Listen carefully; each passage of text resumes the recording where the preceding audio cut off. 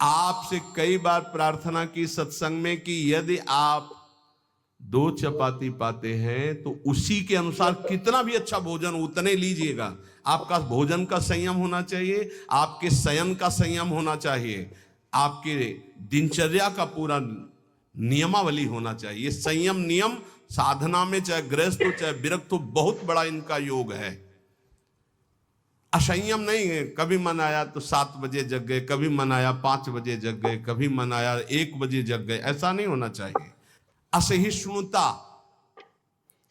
सहनशीलता ना होना साधक के प्रेम प्राप्ति में बाधक लक्षण है। हर बात को सहन कर जाओ।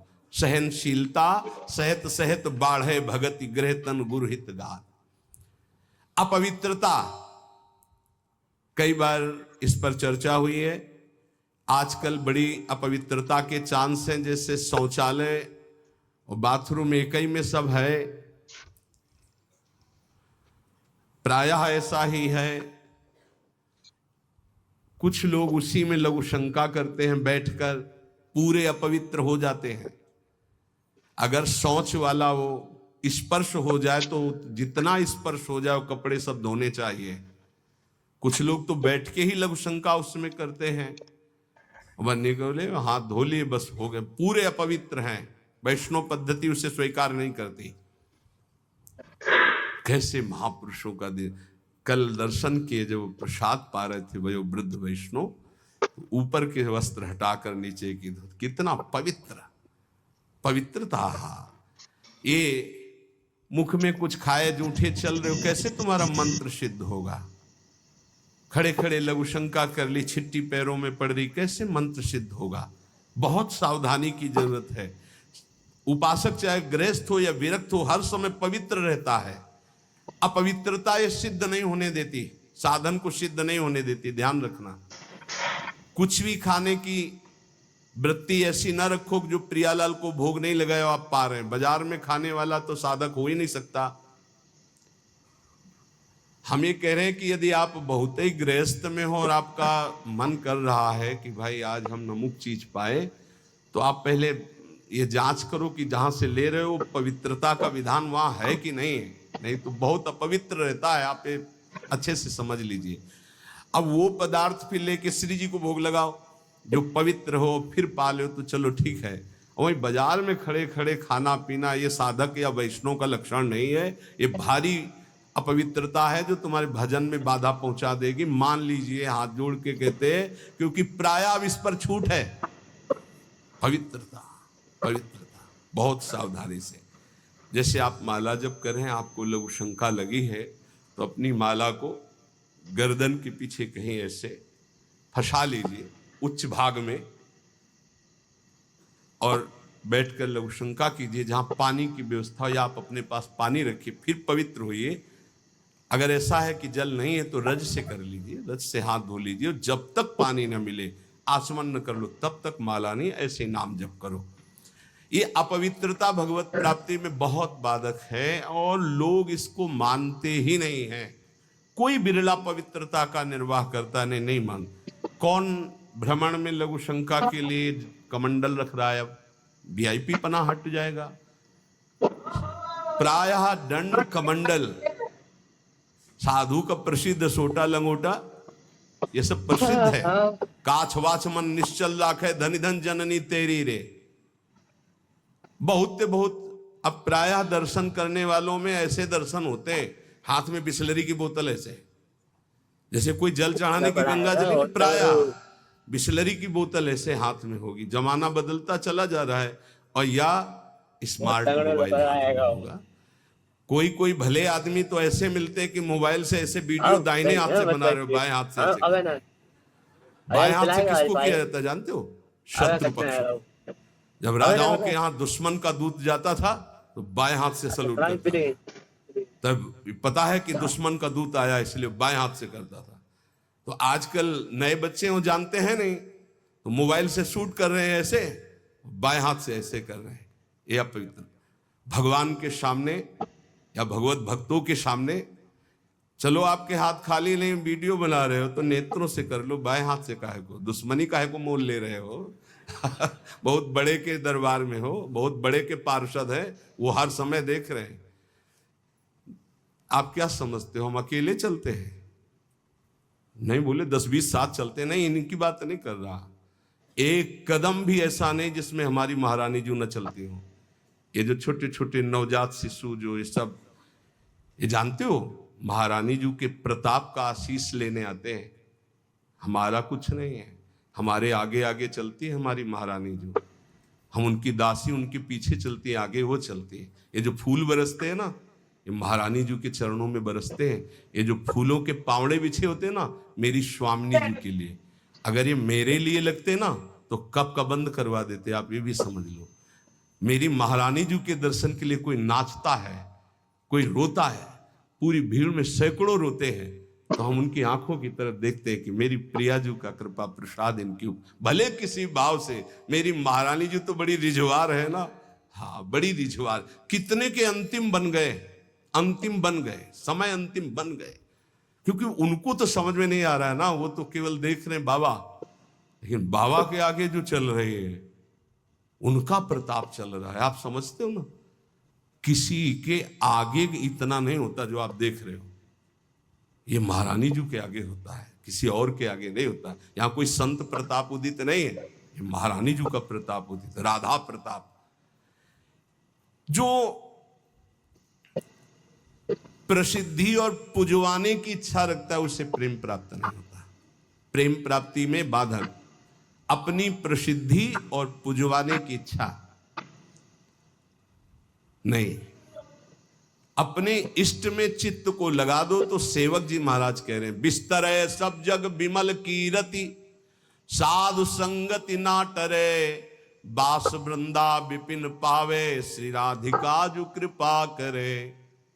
अपने आप जगत में विमल कीर्ति का विस्तार हो जाता है जो प्रियालाल में चित्त जोड़ता है।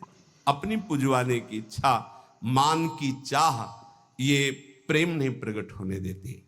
अगला, किसी से भी घृणा।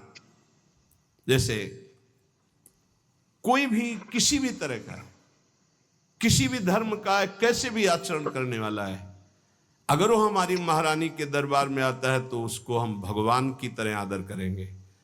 उसको एक, जैसे हम सबका आदर करते हैं ऐसे उसका आदर करें। किसी से भी घृणा नहीं त्रिभुवन में, ये तो पक्का समझ लीजिए, किसी से भी घृणा नहीं। घृणा शब्द भक्त के हृदय में नहीं होता, किसी से भी घृणा नहीं। द्वेष, अजात शत्रु भक्त होता है। अगर द्वेष है तो प्रेम प्रकट नहीं हो। अद्वेष्टा सर्वभूतानाम, किसी भी संसार में एक भी से भी अगर द्वेष है, दुश्मनी है, तो भगवत प्राप्ति में बाधा हो जाएगी। अजात शत्रु, तुम्हें गाली दे, सर झुका लो, वो तुमसे द्वेष मान रहा है, तुम उससे द्वेष कभी मत मानो। जब दिखाई दे तो नेत्रों से प्रणाम कर लो। और निर्दयता, ये प्रेम में बाधक है। कभी किसी के प्रति कठोर व्यवहार वाणी के द्वारा, मन के द्वारा, तन के द्वारा ना करें। दुराग्रह, ऐसा होना ही चाहिए, ये कभी हट ना करे। जोई जोई प्यारो करे, सोई मोई भावे। ध्यान रखिए, दुराग्रह कभी प्रभु से भी ना करे कि नहीं प्रभु इतना तो होना ही चाहिए, गुरुदेव इतना तो होना ही चाहिए। नहीं, जोई जोई प्यारो करे, सोई मोई भावे। चपलता, जल्दीबाजी, चांचल्यता, ये साधक में नहीं होनी चाहिए। गंभीर स्वभाव, जो कार्य करे बहुत ठीक से करे। एक साधक अपनी सेवा में है, उनसे आप कोई भी जल्दी काम को नहीं करेंगे। कार्य दे दो, छोड़ दो। अगर पात्र मार्जन करना है तो जब वो मार्जन करके निकले बाहर तो आप देख लेना निर्दोष हर पात्र चमकता हुआ मिलेगा। पर आप कह दो 5 मिनट में करो तो नहीं करेंगे। जो सेवा दोगे वो सेवा होगी, पर सांगो पांग होगी, उन्हें छेड़ो मत। वो अपने आप पूरा नाम जप करते एकदम, पोछा लगाना छोड़ दो, उसे बोलो मत, बस सेवा दे दो। वो आराम से पूरे भवन में पोछा लगा के शांत, उसे छेड़ो मत। अगर जल्दी करो तो पोछा रख दो, खड़ा है, आप छेड़ो मत, सेवा दे दो। तो जब वो सेवा में होते तो हम कह देते उसको छेड़ो मत, वो अपनी सेवा पूरी सांगो पांग करेगा, पर उसे छेड़ो मत। ऐसा ही उपासक का स्वभाव होना चाहिए। हम जिस कार्य में लगे सांगो पांग उसमें लगे, गंभीरता पूर्वक लगे, जल्दीबाजी नहीं, चांचल्यता नहीं। ये प्रेम प्राप्ति के लिए आवश्यक है। कैसे कैसे? अगर आप वचन रूपी लक्ष्मण रेखा के अंदर रहोगे तो माया रूपी रावण तुम्हारा हरण नहीं कर पाएगा, तुम्हारी बुद्धि रूपी सीता का अपहरण नहीं कर पाएंगे। राम जी वरण कर लेंगे बुद्धि रूपी सीता का, श्याम जी वरण कर लेंगे। भीष्म पितामह अंतिम समय कहते हैं, हे श्री कृष्ण मेरी कुंवारी बुद्धि को स्वीकार करो, आज तक इस बुद्धि को कभी किसी ने स्पर्श नहीं किया, ये बुद्धि कुंवारी है, वरण कर लो इसको। लेकिन हमारी बुद्धि का तो अपहरण हो गया है, विषयों ने अपहरण कर लिया है। क्यों? क्योंकि हम गुरुदेव के वाक्य रूपी लक्ष्मण रेखा के अंतर्गत नहीं रहे, हम रेखा क्रॉस कर गए, अश्रद्धा कर ली, उनकी आज्ञा नहीं मानी, अवहेलना कर दी, कुतर्क। नहीं, ऐसा कैसे हो सकता है? बहुत विचित्र गुरुजनों की वाणी में सामर्थ्य होती है। कभी गुरु की वाणी पर अविश्वास करके कुतर्क नहीं करना चाहिए। अधैर्य, अगर उपासक में धैर्य नहीं है तो प्रेम प्रकाशित होने में बाधा पड़ जाएगी। बड़ी समस्या आ गई है, बड़ी नहीं, धैर्य पूर्वक टिके रहो। अच्छा, ये कभी हमारे हृदय में गुरु प्रताप से नहीं आया कि किसी का आश्रय ले ले, या कहीं चले जाए, या कहीं पूर्व जीवन में कोई फोन कर दे, या किसी को इशारा कर दे, बस ये था कि अब मरना है और धाम में भगवत चिंतन करते हुए मरना है। धैर्य से कभी विचलित ना हो। अगला है अनिश्चय। ये बहुत साधकों में पाया जाता है। एक दिन गुरुदेव भगवान ने कहा, जब साधक घर से निकलता है तो उसका वैराग्य अग्नि के समान होता है, उसे ज्वाला की तरह रोज बढ़ना चाहिए। उसका वैराग्य शीतल क्यों हो जाता है, ठंडा क्यों हो जाता है? उसका वैराग्य तो प्रतिदिन और तेजस्वी होना चाहिए। उसका कारण है अनिश्चय। सुख सुविधाएं भोग मिले और जीवन बढ़िया कट रहा है। हे, जीवन काटने के लिए नहीं, जीवन मिटाने के लिए हम आए हैं, अस्तित्व मिटाने के लिए आए हैं। हमारा निश्चय है कि प्रिया प्रीतम की प्राप्ति के लिए हर भोग को छोड़ना है और प्रभु को प्राप्त करना है। वैरागी वही है जो समस्त भोगों के बीच में रहता हुआ भी भोग स्वीकार नहीं करता, केवल अपनी दिनचर्या और भगवत प्राप्ति के हेतु जीने के लिए केवल उसको धारण करता है। रंग लगाए, रंग वाली बनियान क्यों पहने, दूसरी पहन लो ना। जैसे आपकी आज्ञा पर काम चल रहा है ना अभी शरीर के, नहीं बदल, वैसे जैसी आपकी आज्ञा पर काम चल रहा है ना, हाँ ठीक, जाओ, अच्छा लगा। धैर्य से वैराग्य की पुष्टता, काम चल रहा है ना, अच्छा है। अनिश्चय हमारे हृदय में जब होता है तो हमें भोग गिरा देते हैं। हमारा निश्चय क्या था? हम प्रभु की प्राप्ति के लिए जानबूझकर समस्त भोगों का त्याग करते हुए सच्चिदानंद रस में स्थित होंगे। फिर हम क्यों डिग गए? इसका मतलब हमारे निश्चय में कमी थी। अनिश्चय, हमारा निश्चय था कि हम अपमान को सहेंगे, हम निंदा को सहेंगे, हम तिरस्कार को सहेंगे, हर कष्ट सहेंगे, पर हे नाथ आपको प्राप्त करेंगे, आपका भजन करेंगे। कहां गया वो निश्चय? थोड़ी सी कोई अपमान की वृत्ति आई, हम गुस्सा हो गए, थोड़ा सा तिरस्कार हुआ, हम परमार्थ छोड़ दिया, थोड़ा सा कोई भोग आया, हम भजन छोड़ दिया, भोग में राजी हो गए। कहां गया हमारा निश्चय? इसका मतलब अनिश्चय है हमारे हृदय में, लक्ष्य का निश्चय नहीं है। संशय, पता नहीं भगवान में सुख है कि भोगों में सुख है, पता नहीं इस मार्ग से भगवान मिलेंगे कि नहीं मिलेंगे, पता नहीं जिनके सहारे भगवान की प्राप्ति कराएंगे कि नहीं कराएंगे। कई तरह संशयात्मा विनश्यति, वो भ्रष्ट हो जाएगा, गिर जाएगा। असंयम, ये बहुत खास बात है।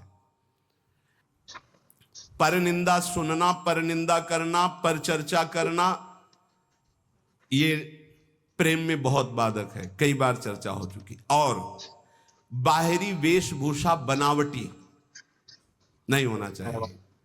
इसकी भी चर्चा हुई है कि बढ़िया क्रीचदार कपड़े, कोई बड़े उपाधि युक्त महात्माओं की बात अलग हो, तो गुरुजन है, आचार्य है, लेकिन साधक के लिए बात कह रहे हैं। वेशभूषा बहुत शांत रखनी चाहिए, जो गुरु प्रदत्त वेशभूषा है, और जब तक वस्त्र शरीर धारण करने योग्य की रक्षा कर रहा तब तक बदलना नहीं चाहिए। बहुत परमाणु होते हैं वस्त्रों में, जैसे ऊपरी अचला है, ये तो वर्षों चलेगा, बदलने की जरूरत नहीं। जैसे आपको मिल रहा है तो आप रोक सकते हो, उड़ाया जा रहा है, आप औरों को उड़ा दीजिए, मेरे पास है, बहुत कृपा। ये जरूरी नहीं कि सबको उड़ाया जा रहा है तो हम ले रहे हैं। जैसे भेंट है, वस्त्र है, अगर वो सम्मान के लिए आपको दिया जा रहा है, आपको आवश्यक नहीं है तो आप हाथ जोड़ सकते हो, प्रसाद दे दीजिए, ये नहीं। इससे आपकी भक्ति बढ़ेगी और गुरुजन आप पर प्रसन्न होंगे। ध्यान दीजिएगा, अगर वस्त्र है और आपको ओढ़ाया जा रहा है तो आप ऐसे रोक दीजिए, हमारे पास दैन्यता हमारे पास है, आगे जरूरत होगी तो हम आपसे याचना कर लेंगे, जितने से काम चल जाए उतना। बनावटी बाहरी वेशभूषा और शास्त्रार्थ ये प्रेम में बाधक है। वो तो कोई विद्वान करता है, अपने लोग तो है ही नहीं, शास्त्रार्थ करने लायक क्या है?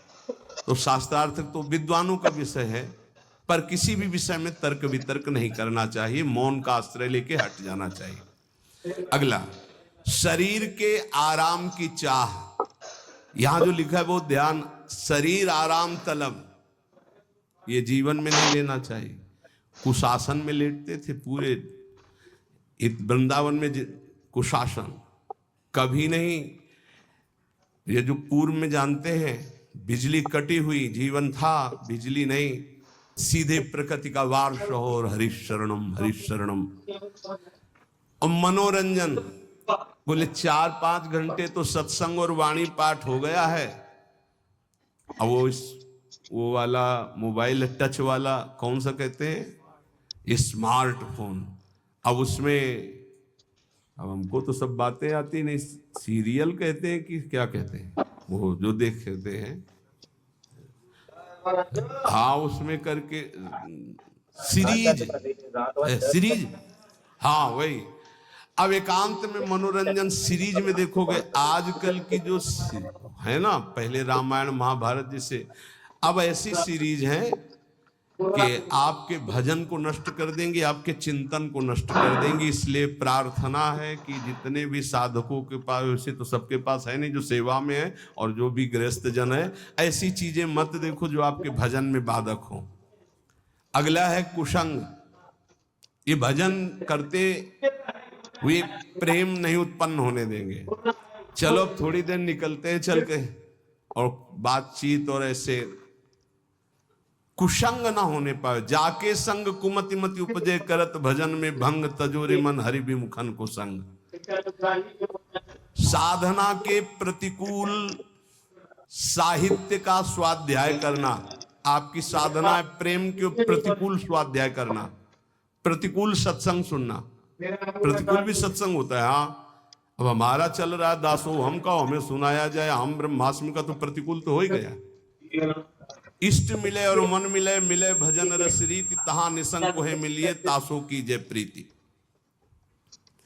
गुरुजनों का तिरस्कार कर देना, ऐसा होता है। कौन बार बार खड़ा होए, इनको तो 10 बार आना है आए। गुरुजन चाहे 100 बार पधारे, 100 बार प्रणाम, 100 बार खड़े हो गए, ये आराधना है।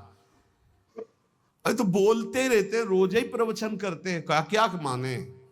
एक ने हमसे कहा कि महाराज जब वैराग्य का प्रवचन करते हैं तो गद्दा वद्दा निकाल के बाहर फेंक देते, और जब आश्रय का प्रवचन करते तो फिर गद्दा अंदर लग जाते हैं। बताओ चले कौन, वैराग्य वाला कि आश्रय वाला?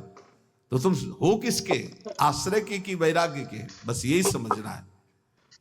गुरुजनों के वचनों पर अविश्वास, भजन जो संख्या दी गई उसमें लापरवाही। बहुत ज्यादा संख्या नहीं दी थी, एक दिन कहा था सब लोग 11 माला तो कर ही लिया करो। वो ईमानदारी से बताओ बेईमानी कितनी है इसमें।